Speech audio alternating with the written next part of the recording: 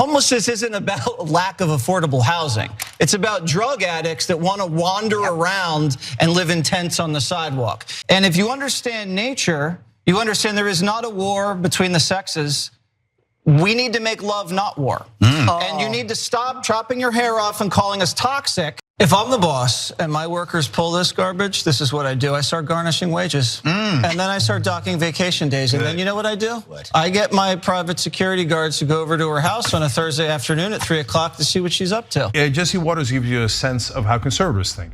They don't think from the perspective of the employees, the average American. They think from the perspective of the boss, the rich person who needs to use them as widgets and brutalize them, and he's gonna be honest about it. And so you can't coddle antisocial behavior. You can't subsidize antisocial behavior. You have to stigmatize it. You can't celebrate people with purple hair, with nose rings, 4 kids with 4 different men who are dressed like trash and make them out to be some sort of cutting edge heroes. You have to call them what they are. These are people that have failed in life and they're on their deathbed. In this line of work, and technically Jesse Waters is in the same sort of line of work as us. It's person wearing tie, talking at camera. A lot of the time, because we're trying to persuade people, we'll say X isn't because of Y, it's because of Z. You know, people disagree about the causes of things. It's the most natural thing in the world. So it should make sense though, the one that you're saying it is rather than the one that most people think it is. So if you hear someone say to you, homelessness isn't due to affordable housing, it's due to drug addicts wanting to wander around on the street and live in tents, that should raise some red flags. Because feel free to raise your hand in the audience if you have shelter and would like to not anymore. You'd prefer to just live on the street in a tent.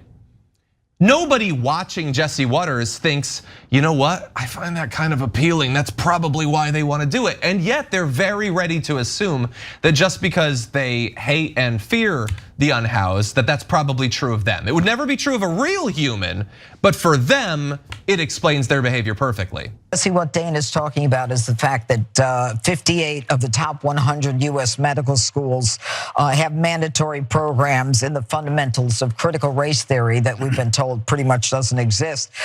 It's a woke indoctrination to the doctors, and they're raising social justice as a focus. Is that relevant to medical school teaching?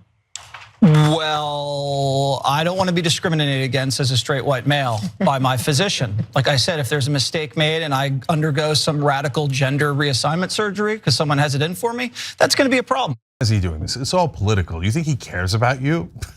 I mean, that's the saddest part of all. That unfortunately, the Fox News audience and the Trump followers, they really think that Jesse Waters and Donald Trump and Tucker Carlson care about them. No. We've been telling you on the Young Turks exactly why Jesse Waters keeps going back to that same well since the midterm elections. But I'll show it to you one more time. Gender by marital status, how do they vote? Married women, 56% Republican, 42% Democrat. So Republicans have a 14-point advantage with married women. Single women, unmarried women, Democrats have a 68-31 advantage. That's according to exit polling from the 2022 elections. That's a enormous 37-point difference for unmarried women supporting Democrats. And Jesse Waters actually even said that the first time he started talking about this. He showed that graphic and he's like, and he just said it out loud. He's like, we have to make sure they all get married.